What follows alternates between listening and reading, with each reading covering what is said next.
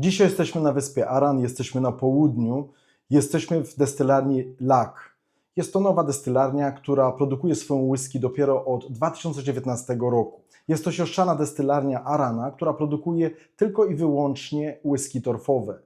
Dzisiaj ze mną whisky z tej destylarni jest to Small Batch, który miał swój finish w Manzanilla Sherry Cask. Sprawdźmy razem, jak smakuje. Zapraszam!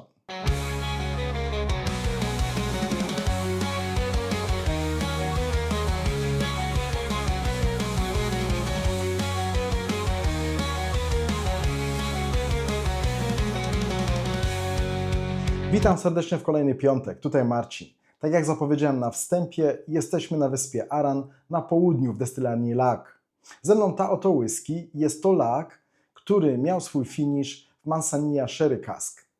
O tej whisky dowiedziałem się od Was, a w zasadzie od Tomka, który pisał mi w mailu około 2 tygodnie temu, że jest właśnie taki oto nowy wypust z Laga. No Tomek zastanawiał się właśnie, czy warto kupić tego Laga. Ja też nad tym myślałem, ale tak się złożyło, że w tym tygodniu w sklepach online, w tym kraju, w którym mieszkam, czyli w Niemczech, jest już ta whisky do kupienia. Co mogę powiedzieć o samej whisky? Po pierwsze, jest to whisky bez deklaracji wieku, no ale nie ma co się dziwić, destylarnia funkcjonuje dopiero od 2019 roku. Jest to whisky, która jest zabutelkowana w mocy 57,6% alkoholu. Jest to whisky, która ma naturalny kolor i nie jest filtrowana na zimno. Jest to torfowa whisky, ma 50 ppm. Jeśli chodzi o wetting, o leżakowanie, był to First Fill and Second Fill ex-Bourbon. Później ta whisky miała roczny finish w beczkach ex-Manzanilla Sherry Casks. Jeśli chodzi o cenę, whisky to można kupić za 69 euro. Jest to small batch, z tego co się doczytałem, jest tylko 2000 butelek. Dobrze, przejdźmy już teraz do strony praktycznej. Pozwoliłem sobie wcześniej nalać tej whisky do kieliszków.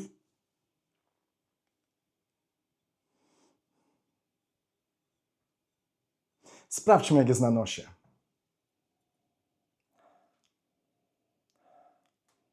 Jest bardzo torfowo, jest bardzo morsko i od razu czuję, gdzie jestem. No, te 50 ppm jest bardzo wyraźne, bardzo intensywne. Moc tego alkoholu jest lekko wyczuwalna na nosie. Ta whisky jest bardzo świeża, takie świeże owoce, bryza morska, dużo torfu, takiego słodko-owocowego torfu. Ale mam i morskość, mam coś soli. No i czuję taki charakterystyczny destylat Arana, jasno owocowy, cytrusowy, morski.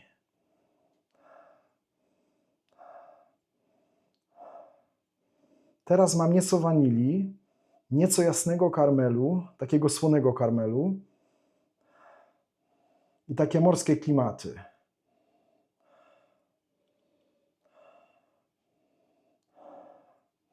Jest i nieco wytrawnie.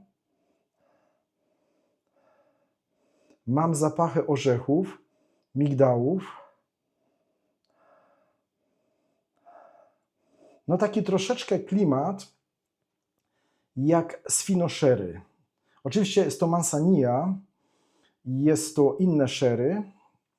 Nie jest tak wytrawna Manzanilla jak Fino Sherry, ale troszeczkę w tą stronę.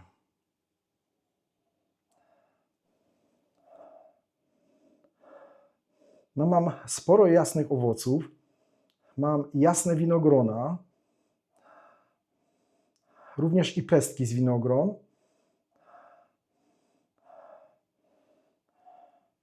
I żółte jabłko. Trochę gruszki i sporo cytrusów. Skórka z cytryny.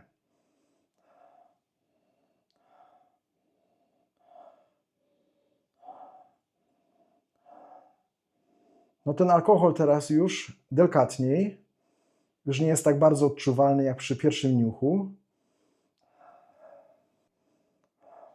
No ale czuć troszeczkę, że jest to młoda whisky. Dobrze, sprawdźmy, jak jest na języku.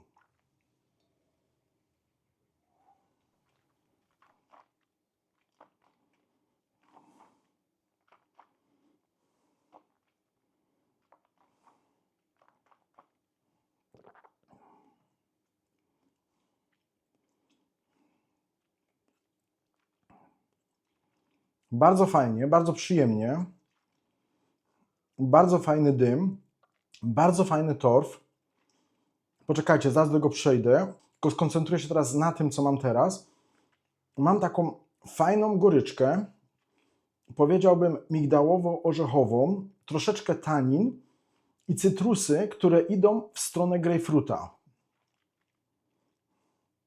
Sporo świeżości, takie cytrusowej świeżości, ale mam grejpfruta.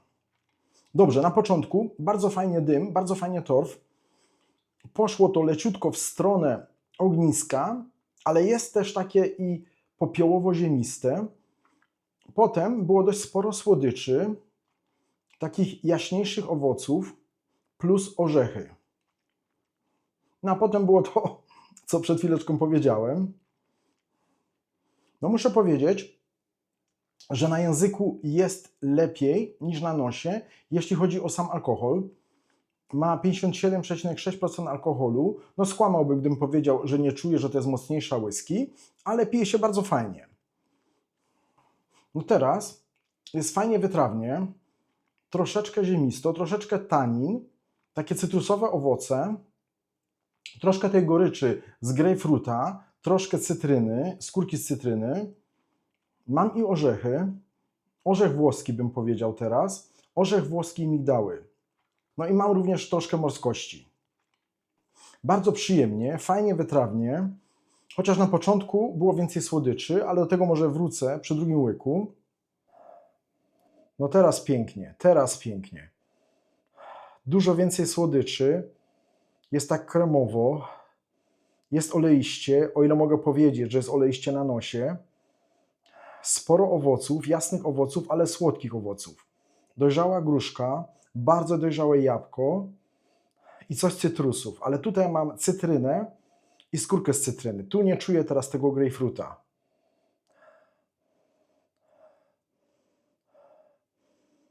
Jest i miód, taki leśny miód. No i fajna morskość, fajna morskość. No muszę powiedzieć, na nosie jest lżejsza. No nie chcę powiedzieć, że jest ciężko na języku, no bo nie jest, ale na nosie jest lżejsza w tym momencie, jest taka ciepła. No i powiedziałbym, jest to taka whisky na lato może. No w moim przypadku na pewno. No bardzo fajnie, no bardzo fajnie. No sporo teraz znowu wanilii. Jest tak troszeczkę coś takiego mięsistego, tak umami.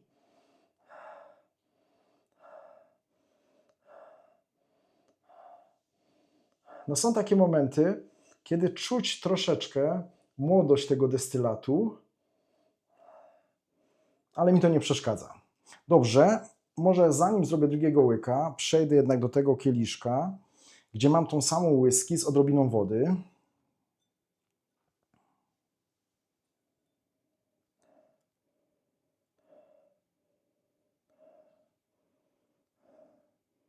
No tutaj ten torf jest o wiele delikatniejszy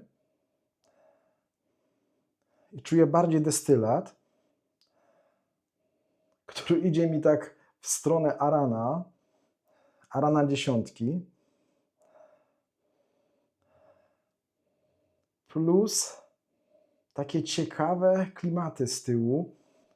No słuchajcie, no to są takie jasne owoce z tyłu, ale nie tylko jasne. Tu jest i coś, troszeczkę czerwonych owoców. Gdzieś łączy się to tak na środku. Jest to takie jasno owocowe i lekko czerwono owocowe. No wyczułbym tu i coś teraz z czerwonej porzeczki. Plus taka fajna orzechowość, migdały. Bardzo fajnie dąb. I tutaj ten torf jest bardziej taki ziemisty, popiołowy. Dobrze, może skosztuję teraz tej wersji z wodą.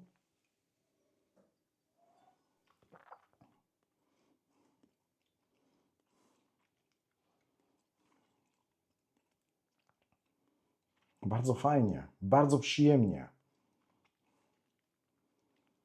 Jest taka jednolita. Absolutnie nie jest słodka, jest taka lekko słodkawa. Mamy troszeczkę owoców, troszkę cytrusów, sporo migdałów, troszkę takich przypraw typowych dla sherry. Bardzo fajny, przyjemny dąb.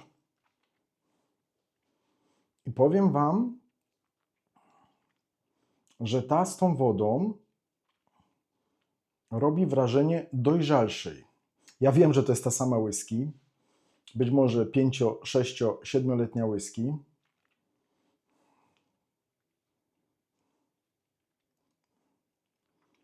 Ale robi wrażenie dojrzalszej. Dobrze, przejdę teraz do tego kieliszka, gdzie mam nierozwodnioną wersję.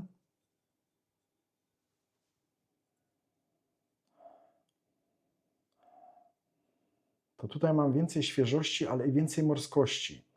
Tutaj ten torf nadaje, że tak powiem, na innych falach. Bardzo fajnie łączy się to z morskością. Teraz te słodkie trawy, takie żółte, słodkie trawy. Ja wiem, że powiedziałem, że tu jest sporo słońca i takich letnich klimatów, ale właśnie w tym momencie na nosie mam takie żółte, słodkie trawy. I odnalazłbym tutaj też coś z łąki, takie polne kwiaty. No może i nawet coś z rumianku.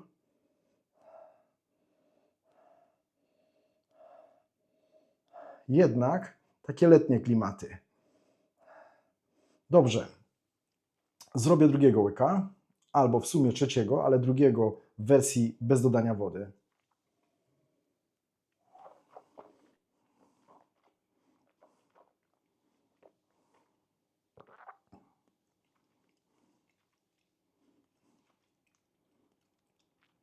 Bardzo fajnie, bardzo fajnie.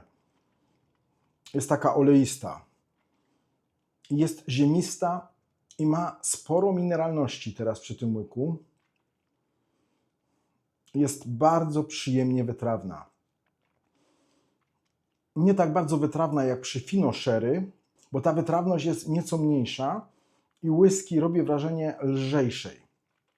Bardzo przyjemnie orzechowo, plus te taniny, plus te cytrusy, plus takie jasne, czerwone owoce, troszeczkę porzeczki.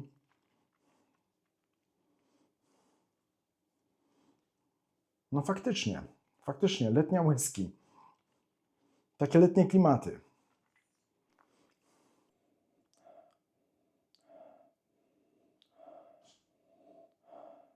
Teraz bardzo leciutko na nosie. No bardzo przyjemny tutaj jest ten torf. On tworzy taką całość z tą owocowością, z tą świeżością i morskością. Świetnie razem tutaj to gra. Bardzo fajny lak. Bardzo fajny lak. Dobrze. Zrobię małe porównanie, bo mam również laga z zeszłego roku. Był to również small batch, który miał finish Palo Cortado. I do tego może wezmę Cory Cravey z Corange'u, który ma podobną procentowość. Zaraz wracam. Dobrze, jestem z powrotem. Pozostaliśmy na wyspie Aran w destylarni Lak. No nie wiem czemu Lak robi tak duże pudełka do tych small batchy, że w sumie, gdybym chciał je całe pokazać, to będzie mnie widać tylko połowę w kamerze, dlatego pozwoliłem sobie je tak ustawić jak teraz, żeby choć trochę było mnie jeszcze widać. Niemniej, wracamy do porównania. Po mojej prawej stronie Cory Cravey jest to również NAS, jest to ex-bourbon, który miał później 6 miesięcy finish w beczkach po Sherry Oloroso, też 50 ppm, też bez filtracji, też naturalny kolor. Jeśli chodzi o procentowość, mamy tutaj 55%. Zupełnie na prawo mamy również NASA, 56,2% alkoholu, też ex-bourbon, później finish w beczkach po Palo Cortado. Również 50 ppm. Dobrze. Tą wąchałem i smakowałem jako ostatnią, więc może przejdę na prawą stronę, ale będę chciał najpierw porównać ten small batch z zeszłorocznym small batchem, czyli z lagiem, który miał swój finish Palo Cortado.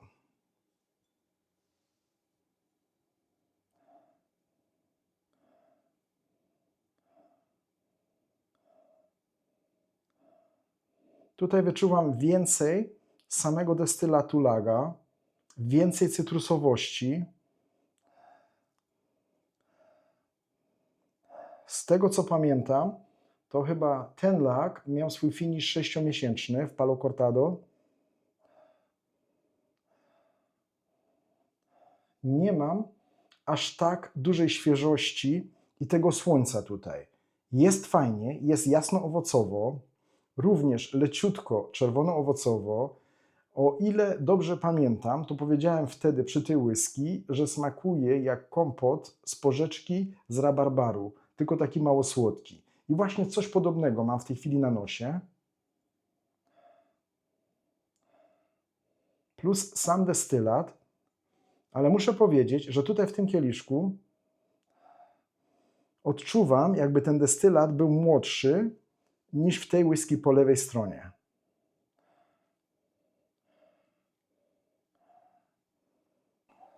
Dobrze, przejdę do Monsania Cask.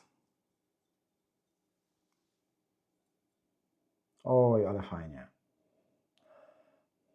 To ta jest lżejsza. Mam tu więcej jakiejś takiej kremowości. Mam taki zapach cukru, jakby gdzieś tutaj ktoś obok robił watę cukrową. Jest i fajna taka świeża owocowość, takich letnich owoców. Plus te cytrusy. I nie odczuwam tak bardzo na nosie tutaj destylatu, jak w tej wersji z Palo Cortado. I ta whisky jest lepiej ułożona.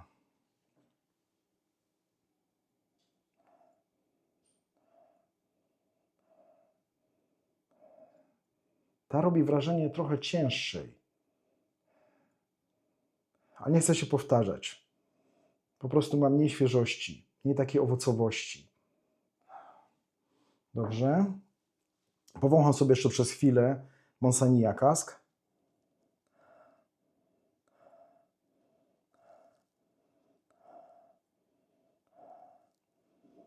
No teraz przez moment nawet poczułem taki zapach wędzonego boczku.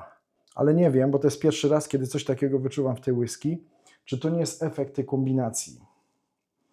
Dobrze. Przejdę teraz do lag Corey Cravey.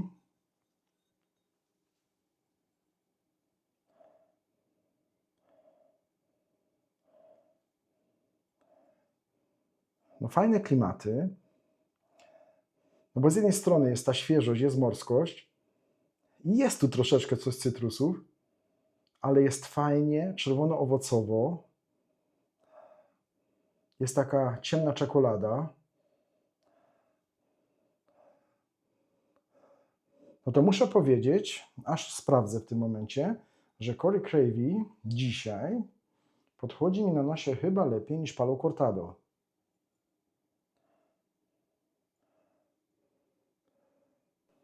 Palo Cortado robi wrażenie teraz jednak bardziej świeżej, jasno-owocowej i lżejszej whisky, ale wyraźniej odczuwam tutaj destylat.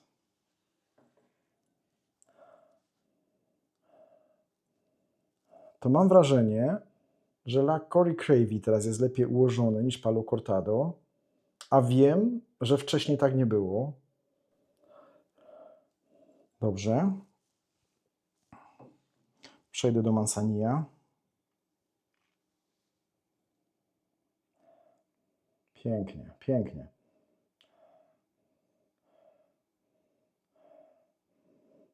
Naprawdę. No jestem gdzieś w jakimś sadzie latem, gdzie czuję i troszeczkę łąki, troszeczkę kwiatów, jakichś takich ziół, rumianek. Czuję słodkie owoce, takie letnie owoce z sadu. Do tego lekki torf, taki morski torf, czyli mielibyśmy ten sad gdzieś tam nad brzegiem morza. No ta z tych trzech jest najlżejsza, ta z tych trzech na nosie podoba mi się najbardziej. Dobra, sprawdźmy jak będzie na języku. Jako że tą whisky piłem jako ostatnią, to najpierw skosztuję Palo Cortado.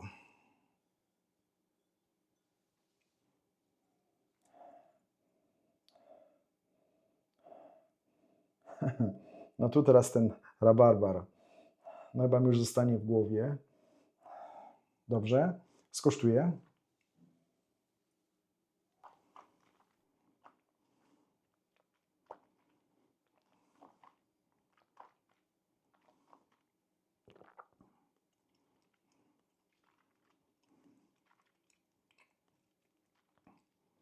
Bardzo fajnie, bardzo fajnie.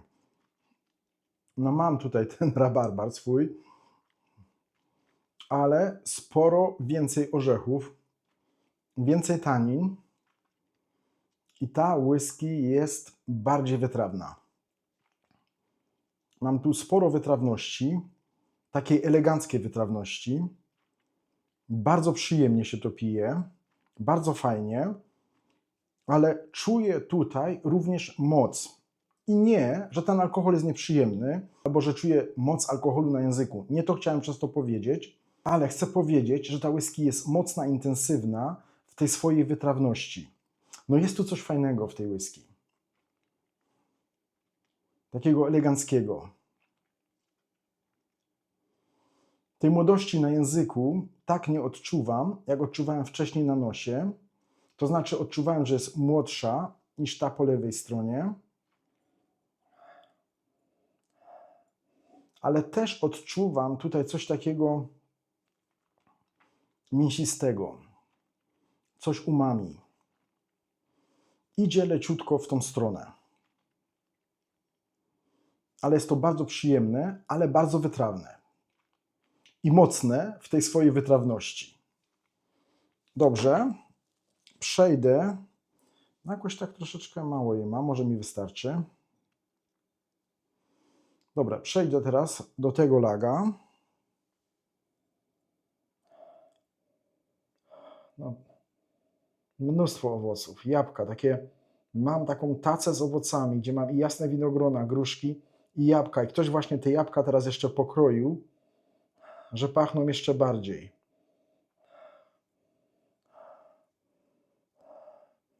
I gdzieś tam jeszcze jest tacka z orzechami i migdałami. Pięknie. Gdzieś tam z tyłu dogasa ognisko i dochodzi do nas jeszcze bryza morska. Nie wiem, czy to jest możliwe, no ale właśnie coś takiego mam teraz w kieliszku. Dobrze, skosztuję.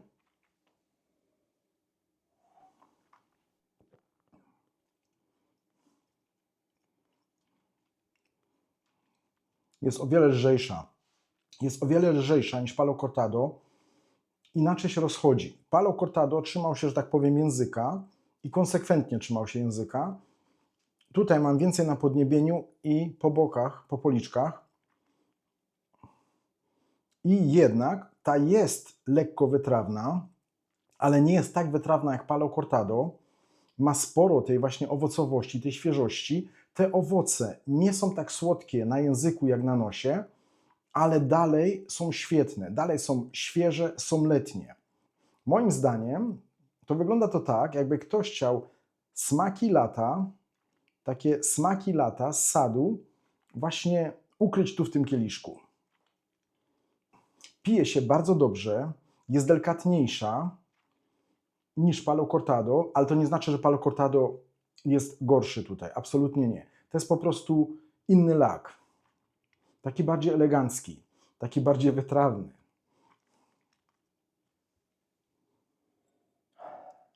No dobra, skosztowałem, mam.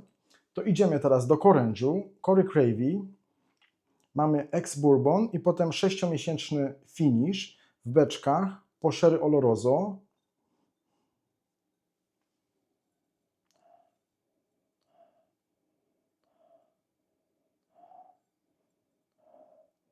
Dobrze, skosztuję.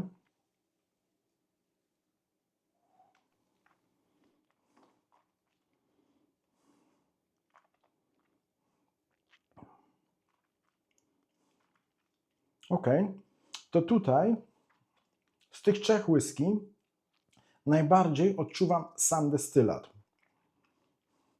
Bardzo fajnie, Sherry Oloroso, tak czerwono-owocowo, ciężko, sporo czekolady, jakieś takie leśne owoce, jagody. Ten torf taki popiołowy, taki ziemisty, taka ściółka leśna, plus te leśne owoce, fajnie to gra razem.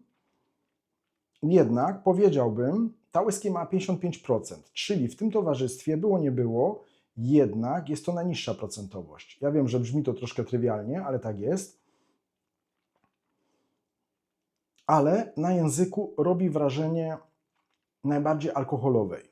Być może dlatego, że jest to, nie wiem, 4., 5. łyk, ale myślę, że ta whisky w tym zestawieniu jest najmłodsza, albo inaczej, że po prawej i lewej stronie były bardziej aktywne beczki niż w Corey Cravey.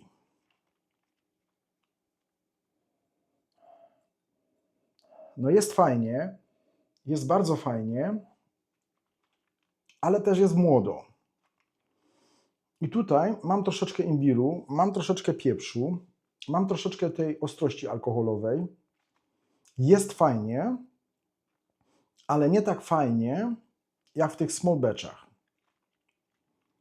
Dobrze?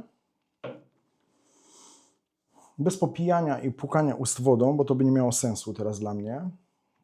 Chcę wyłapać te różnice, albo chcę zobaczyć, jak odbiorę teraz naszą główną bohaterkę.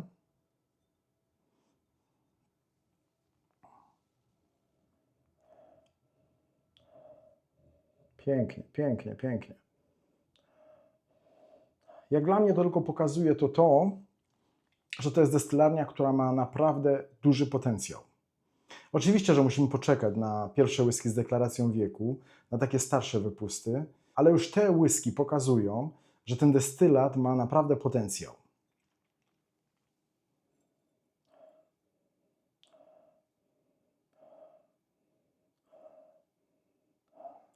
Dobrze. Ostatni łyk, zanim przejdę do podsumowania.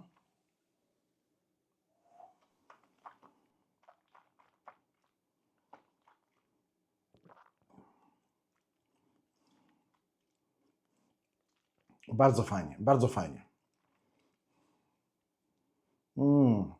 Jeszcze więcej orzechów mam teraz. Po tych całych kombinacjach, kiedy skosztowałem już Palo Cortado i Sherry Oloroso, bardzo fajnie na języku. Na podniebieniu nic się nie zmieniło. Mam świeżość, mam owocowość, mam morskość. Jest tak lekko słodkawo, bo nie jest słodko i fajnie wytrawnie. I na podniebieniu mam nieco słodyczy, na języku wytrawność i orzechowość, troszeczkę takiej ziemistości, ale nie tyle tej ziemistości, co mam po prawej stronie, to jednak mam tutaj i troszeczkę coś z ogniska. Bardzo fajnie, bardzo przyjemnie. I dla mnie jak najbardziej na lato. Dobrze, to więc przejdźmy do podsumowania. Dzisiejszym bohaterem jest ten oto wypust. Jest to lak Small Batch. Jest to lak, który miał swój finish, roczny finish w beczkach po Manzanilla Sherry Cask. Jest to bardzo dobry lak. Lak, który jest zabutelkowany w wysokiej procentowości, w naturalnym kolorze, bez filtracji na zimno. Jest to torfowy lak. Jest to bardzo świeży, torfowy lak. I przypominałby mi troszeczkę też swoją świeżością i swoją lekkością Arana Mahli-Mur. Ale jednak mam wrażenie, że tych owoców i tej świeżości, tych letnich klimatów mam tutaj jeszcze więcej. Jest to whisky bez deklaracji wieku, jest to młoda whisky. I są momenty, kiedy można to czasami na nosie wyczuć. Jednak na języku nie wyczułem tego tak bardzo jak na nosie. I muszę powiedzieć, że bardzo fajnie się pije, bardzo dobrze się pije. Pomimo tego, że ma prawie 60%, pije się naprawdę fajnie.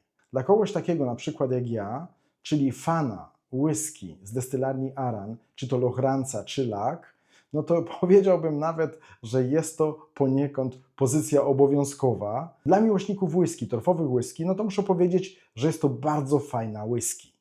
Kosztuje 69 euro, ale mamy tutaj whisky wysokiej procentowości, bez filtracji i bez barwników. Co prawda bez deklaracji wieku również, ale myślę, że się broni. Myślę, że się broni. Jeśli jesteś fanem tych klimatów, myślę, że ta whisky Ci podejdzie i będzie Ci bardzo smakowała. No mam nadzieję, że podobał Wam się ten film. Dziękuję za to, że jesteście ze mną. że lajkujecie moje filmy. Dziękuję za to, że podbijacie moje filmy. Dziękuję za Wasze komentarze. Do zobaczenia następnym razem. Cześć!